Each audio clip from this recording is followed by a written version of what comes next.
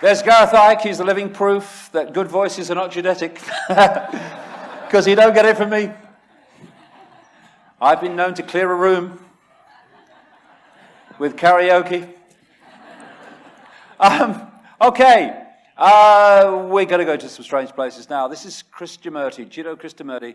If we can really understand the problem, the answer will come out of it, because the answer is not separate from the problem. What you kind of get is people, what you might call the New Age arena, I've had over the years, who say, you shouldn't speak about that, it's negative. Well, I don't think knowledge is negative, ignorance is negative, because when you're in ignorance of what the problem is, then you can't do anything about it. So I think knowing what's going on is quite important. But in this section, we are going to go into some strange places, to say the least.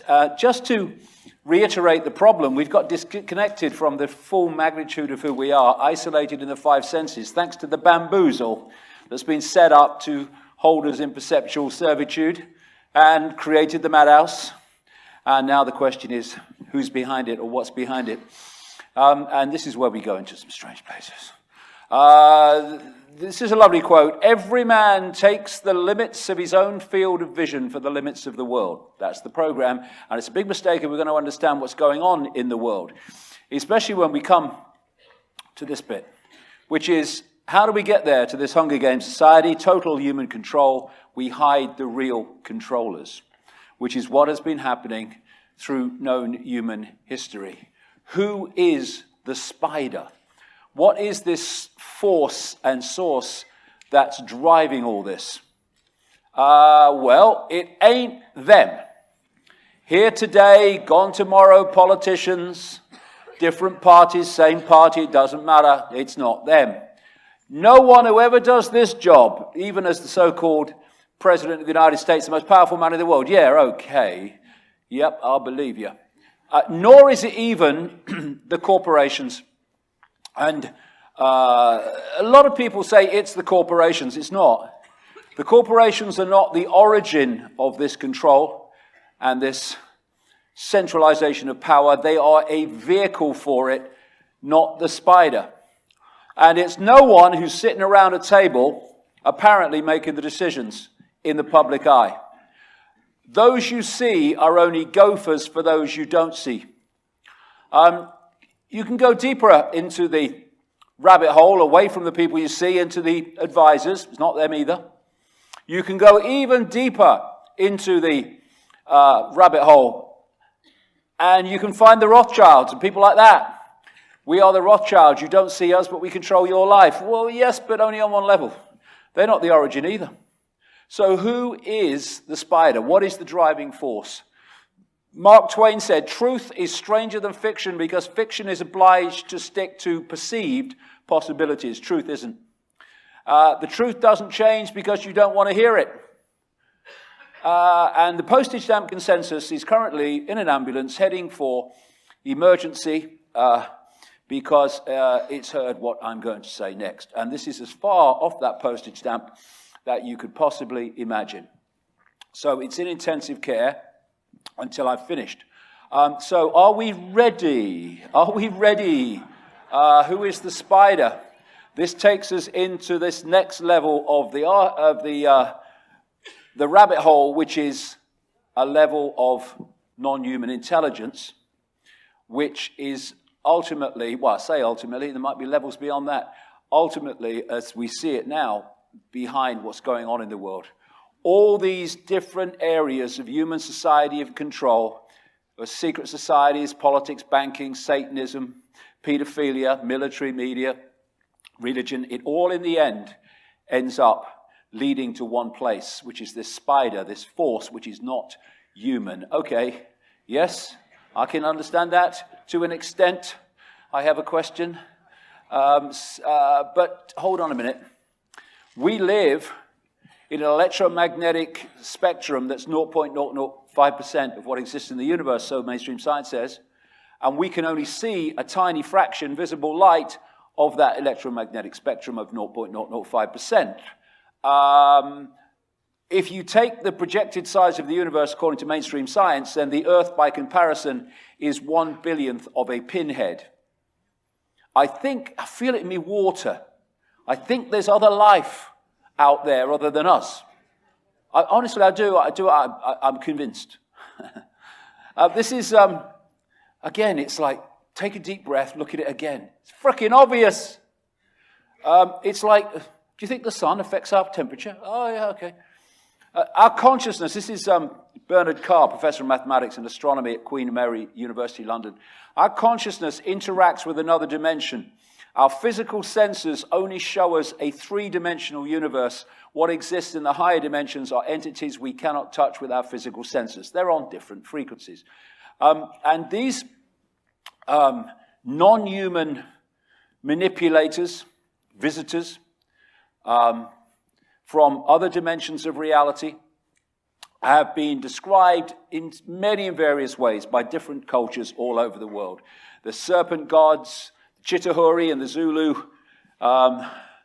belief system, the children of the serpent, the Anunnaki, Sumer, Babylon, snake brothers, Hopi, star people, many and various. They're called demons in Christianity, interdimensional entities. The Gnostic people I'll come to in a second called them archons, and the Islamic, or actually the pre-Islamic world where it originated from, called them jinn.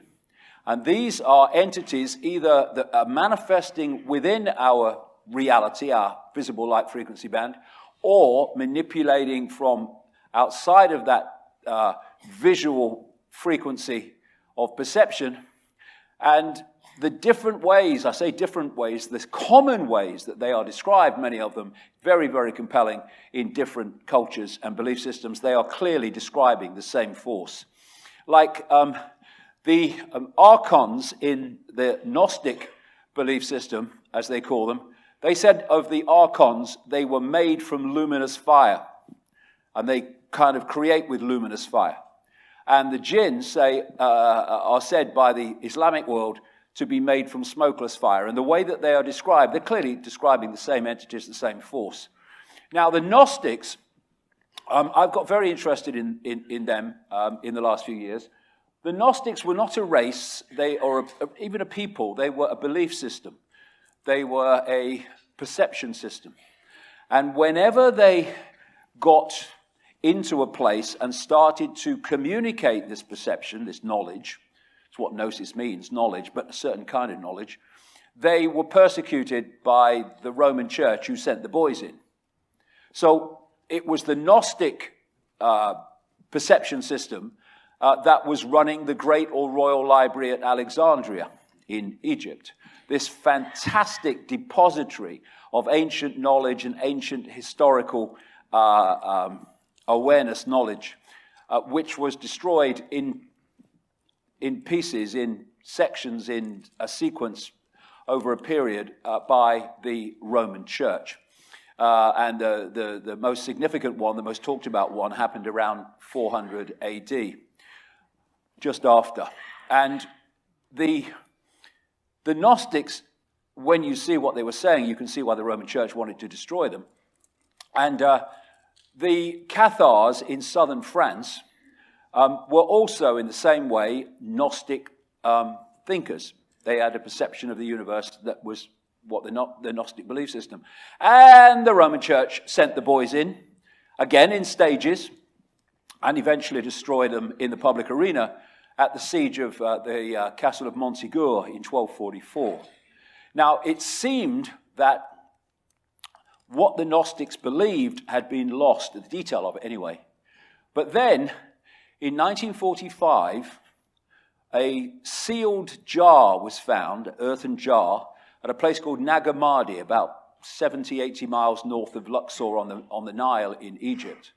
And in that jar was found to be a pack of writings, codices, manuscripts that were put there by the Gnostics. It's estimated around 400 AD, which kind of would sync with the destruction of the Great Library at Alexandria, which was around 415, I think, as I recall, AD. And so suddenly, there were writings which described what the Gnostics believed in detail, and they had the great benefit of, because they were in an earthen jar all that time, they couldn't, like other religious writings, be played with and changed to fit the authority of the day.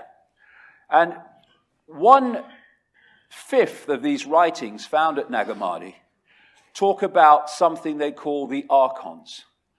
Just their name, it's a word, means rulers. That's why they call them that. And they said that they were manipulating human society from the unseen and were responsible for basically creating the world of what we call physicality. Now, what I found fascinating from my point of view about the Nag Hammadi writings is that I came to them quite late, just a few years ago, which was very important for me, because if I'd have come across them earlier, they can become a one-stop shop belief system, which they have for some people. But by the time I came across them and read them in detail, I'd come to conclusions as a result of decades of research. So when I'm reading them, I'm thinking, well, this is unbelievable to me, because this is what they're saying is what I've concluded. It was a confirmation, a very detailed confirmation of what I concluded was going on. And in these Nag Hammadi writings, they describe something called the silence, what I would call, Ibn Alexander would call the dazzling darkness. The silence, what I experienced, the place of all potential, all possibility, the field of possibility and probability waiting to manifest, the silence. And I experienced it as the silence, so I can understand where that word came from. And the other thing about these ancient writings, and writings like them in religion and in ancient cultures, is they only had, as I said earlier, the symbols and analogies that fitted the society of the time. They didn't have computers. You know, they didn't have Wi-Fi fields. And so what we're looking at are descriptions using the symbols of the time. We can now update them. But what the Gnostics also called the silence was the father of all. They were trying to get across in a simple way the creator of all. Not a man with a beard on a throne, the creative force of all, the father of all. And this is from one of the Nag Hammadi texts talking about this silence. He is an incomprehensible one, but it is he who comprehends all, and nothing exists outside of him. But all exists within him, and he is boundary to them all, as he encloses them all, and they are all within him. There is no place outside of him. Describing all that is, has been, and ever can be, the force that drives all things. But they said, and this is the really massively relevant part to the world that we live in, they said that the silence was the creative force, but there was a fake God which had created this reality that they call the physical world. They said the physical world is a prison created by an evil fake God. Spirit, awareness, as I would call it, is entrapped in the body. Salvation, escape from this entrapment, comes from knowledge or gnosis of self and reality. And gnosis is knowledge, yes, but it's not knowledge, names, dates, places knowledge. It's knowledge of reality and how it works, that kind of knowledge. And they said the kingdom is invisible, which is true, because that which is beyond this reality is invisible to us. Everything else that exists. Now, this physical world prison that they describe in their language, I call the simulation. We update it into modern language. They said that this force was this evil fake God had created and was responsible for the world we live in at a physical level and for entrapping people in the physical world. And they had various names for this fake God. One of them was the demiurge. Another one was Yaldabaoth. It's also called Samael. This is the origin of Satan, the devil. And they said in these writings that the Old Testament God, Yahweh, Jehovah, was the Old Testament name for this fake god, which also was called in the writings Lord Archon. Again, where we get this whole theme of the Lord from in the Old Testament. Now you can see the correlation between the Nag Hammadi writings and their belief system, which hadn't been touched while it was in that sealed jar, and what you see in the Bible. One of the Nag Hammadi writings says, talking about this fake god, I'll call it demiurge, opening his eyes, the chief archon saw a vast quantity of matter without limit, and he became arrogant, saying, "It is I who am God, and there is no other power apart from me." And then if you go to Isaiah in the Old Testament, "I am the Lord, and there is none else. There is no God beside me." The correlations are quite blatant between the two. So Nag Hammadi Gnostic writings described this demiurge, this prime force of manipulation, as the blind one, blind to the spiritual world, disconnected from the greater picture, but understanding certain levels of reality in a way that it could manipulate and control. Now, this fake god, this demiurge, they describe the archons as the formless ones. We're not talking about something in form. We're talking about a state of awareness, a very highly distorted state of awareness, an imbalanced, inverted state of awareness or inverted frequency from which it seeks to pull everything into that same distortion. Now, a perception can be a panorama, so you see this vast panorama, or you can be in a pitch black room. It's still a perception, but it's a completely different perception. And this distorted perceptual state that they call the demiurge or the archons is a state of awareness that is without harmony, without wisdom, without heart, without empathy. All the things that the people running this world don't have, and there's a reason for that we'll come to. Now, one of the things we need to get away from is the fact that life, consciousness, awareness has to have 2 arms, 2 legs, a torso, and a head.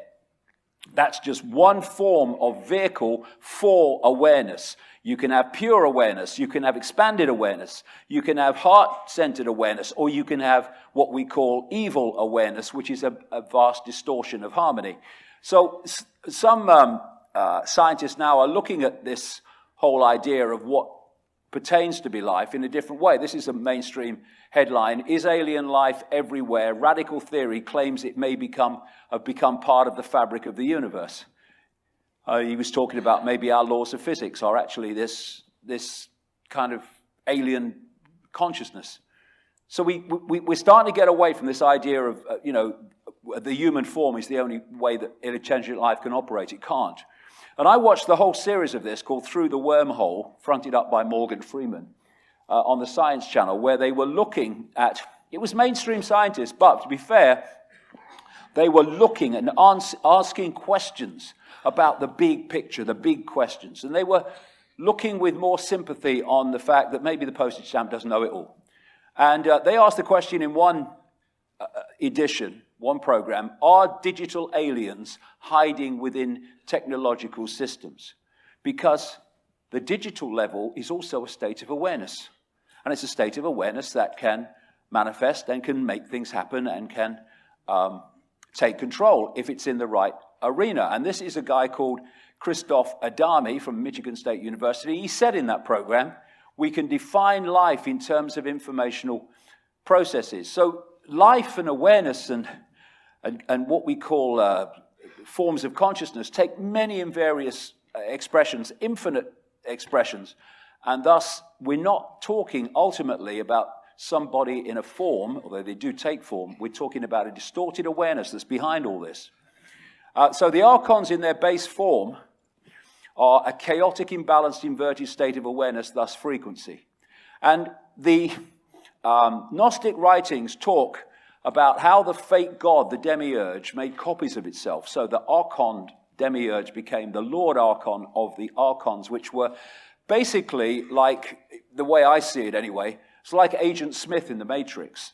It's a program, it's a software program, and there was one of them. And then it made loads and loads of copies of itself, and there were endless then Agent Smiths, all acting the same and looking the same. This is the theme that I'm talking about in terms of the archons.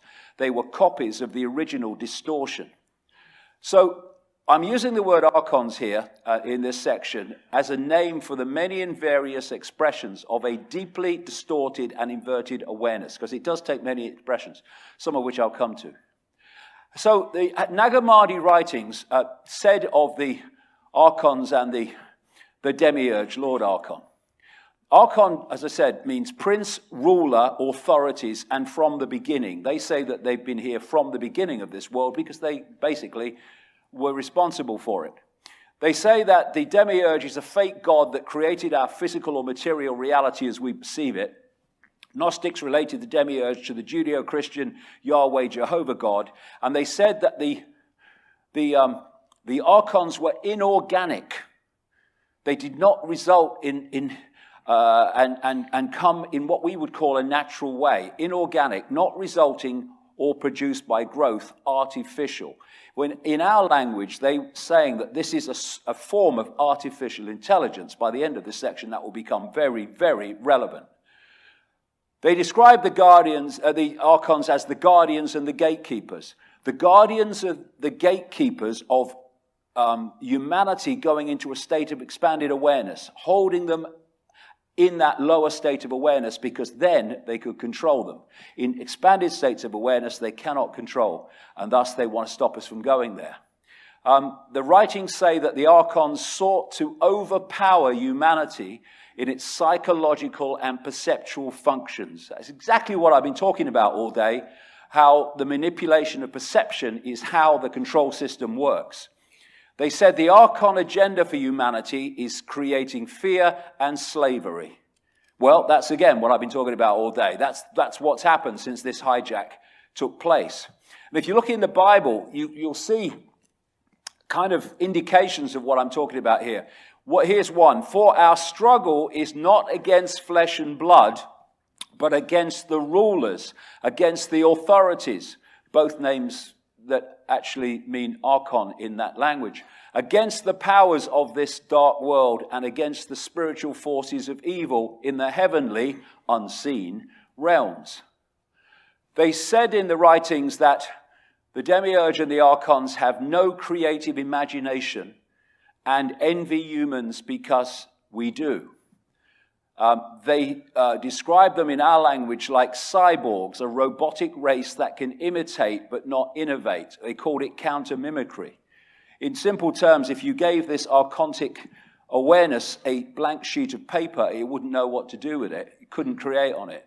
But you give it something on the paper and it can twist it and manipulate it to suit its agenda. They described how the archontic awareness was expert in fantasia, creating illusions that the target population think are real. They describe them as mind parasites that possessed human perceptual processes, that they were experts in deception. They were called the deceivers, and also in inversion. And this is the key. They describe them in our language as a form of artificial intelligence, a robotic race artificial. That's big time important, like I say later on. Now, the other thing they describe in the Nag Hammadi writings is something called Hal, which in the Coptic Egyptian language they were written in is what we would call simulation, creating illusions, virtual reality that people believe to be real, and how they were experts in it. Now, the Gnostics said of the archons, they make something appear to happen that does not happen. They can induce a virtual reality experience, using our language, of course. And the Islamic and pre-Islamic world said of the jinn, they can manipulate humans by creating illusions. We're looking at the same theme here and the same force. So, in the kingdom of the blind, the one-eyed man is king. This manipulative force is very, very limited in what it can do and what it can create. So it has to keep the target population it is actually trying to absorb, I'll get into that at the end of this section, in a lower state of awareness than it's in. And this is a classic description of the situation we're in. In the kingdom of the blind, the one-eyed man is king. This force is symbolically the one-eyed man, and it's made humans blind so the one-eyed man can control. Once we become the two-eyed, three-eyed, third-eyed human, again, expanded awareness beyond that, it's over. But not until, and that means breaking the program and letting go of all these belief systems that hold us in servitude. The archontic writings of the Gnostics also say that the archons made a bad copy of the original reality. And they say the bad copy is where we are now, this world. Again, he's back. Bad copy, what you freaking talking about? Well, what am I talking about? With a bad copy of original reality? I'm back to the simulation. What the NASA scientist described when he said the universe is a digital hologram and may have been designed by a non-human force. Well, it had to be designed by a non-human force if it wasn't designed by humans. And so we're looking at this simulation, a bad copy. What is a computer game, a video game, a virtual reality game? It is a bad copy of this reality, in effect. We're talking about the same principle. What they say in these writings is that the real world, prime reality, is described in terms of being the upper eons. This is the place of spirit. This is a place of pure awareness. And they say we live in what they call in the writings the lower eons. They call it a shadow world, which is, they say, a reflection of the prime reality, a bad copy, in other words, of that original reality, which of course still exists. And we can interact with it when we open our five sense minds to consciousness. So what we're looking at, we're talking about bad copies and we're talking about different worlds. We're talking about information sources. That's what we're talking about. Because just as in this world, we think it's a world, but we are decoding an information source into the world that I've described that we think is outside of us, but inside of us, what happened with this bad copy is one information source was replaced by another, the simulation, and humans started to decode and experience the simulation as if it was real, because they were decoding it in the same way through the same senses. You can decode one information source, and then decode another, and your experience is dramatically different, but they both seem real. Nag Hammadi Tech's Origin of the World says, now the eternal realm, the eternal eon, the upper eon of truth has no shadow outside it, for the limitless light is everywhere within it. But its exterior is shadow, which has been called by the name darkness. From it there appeared a force presiding over the darkness, and the forces that came into being subsequent to them called the shadow the limitless chaos. The word chaos is used again and again to describe the actions of this archontic force, which is a chaotic, distorted state of awareness. Yaldabaoth, the demiurge, in other words, these writings say, created the lower eons as an image or reflection of the upper eons. This is the simulation, I'm calling it. In relation to the reflection which he saw in it, he created the world. With a reflection of a reflection, he worked at producing the world. So what they're describing is pure awareness in a higher frequency realm of what they call upper eons, the realm of spirit, and this reality being a realm of form or matter. And they say, interestingly, that the upper eons are the realm of no time, and the fake reality is the realm of time, illusory time. So I'm saying they're describing the simulation, the fake reality. And, it's interesting, when you look at the Matrix, the person that created the Matrix in the movie was known as the architect. Well, the Freemasonic God is known as the great architect of the universe. And the Gnostics called the demiurge the great architect of the universe. They're describing the force that created this reality. Not what we call God or infinite awareness, the creative force, but this distortion created this distorted reality. Now, where is the matrix? It's in our heads. It's in our perceptual decoding system. And therefore, if we are locked in only to the frequency of the matrix has completely got control of our perception of reality. When you expand your awareness, you still experience the matrix on one level, but you can see and perceive beyond it, and thus you start to see where you are. You're starting to see the maze now. They don't want us there. This is why they're terrified